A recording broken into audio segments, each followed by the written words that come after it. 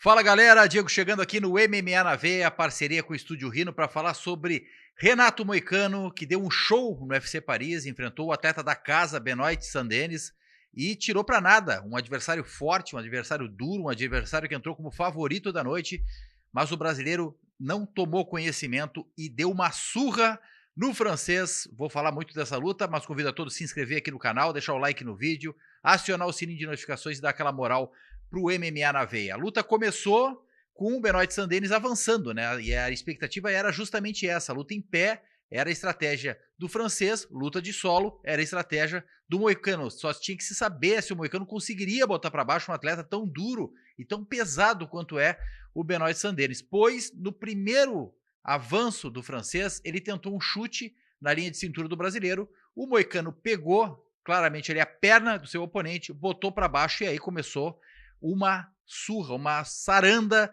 do Renato Moicano. Foram várias cotoveladas, o grau do nocaute pesadíssimo, tentativas de finalização, tentou pegar no katagatame, tentou pegar no mata-leão. O atleta francês conseguiu resistir a toda a pressão do brasileiro, mas o que pegou de fato foram as cotoveladas na região ali do supercílio, né? na visão do seu oponente, nos olhos do seu oponente. E isso fez com que o round terminasse com o rosto do francês totalmente ensanguentado por conta dos danos causados pelas cotoveladas do Renato Moicano. Então ele estava com com os dois olhos praticamente fechados, duas bochas nos olhos, o que prejudicou demais o retorno do francês para o segundo round. O que chamou a atenção no segundo round foi que o brasileiro ele começou a cadenciar a luta, quando se imaginava que ele fosse apertar o passo para liquidar a fatura. Mas não, ele foi trabalhando na distância, jogando mais alguns jabs na região do rosto do francês, para tentar aumentar ainda mais aquele prejuízo que ele estava tendo na visão, né? E, além disso, constatou-se depois, e isso veio após a luta, que o brasileiro sofreu uma grave fratura no ombro, né? Ele fraturou o ombro. Então ele lutou com uma fratura gravíssima, principalmente ali no segundo round. Então se entendeu um pouco por que o brasileiro não tentou novamente insistir na queda, ficou mais na distância, trabalhando mais nos jabs a longa distância.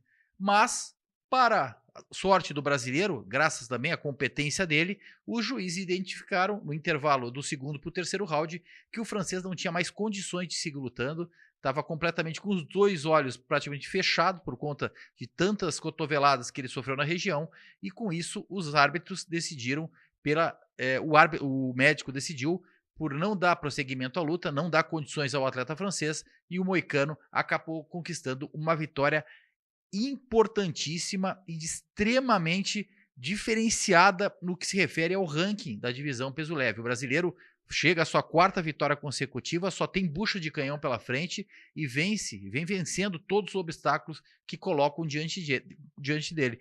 E o que chamou a atenção após a luta foi o seguinte: ele colocou dois nomes em pauta. E aí eu vou fazer uma crítica e um elogio ao Renato Moicano. Ele desafiou Paddy Pimblett, um atleta inglês, que a gente sabe é muito popular, é um atleta que certamente, se rolar essa luta, vai rolar muita grana, principalmente se for em Londres. Então o Moicano olhou pelo lado financeiro, não pelo lado do ranking, porque o Paddy Pimblett está fora do ranking da divisão peso leve. Por outro lado, ele também desafiou Dan Hooker, número 5 da divisão peso leve.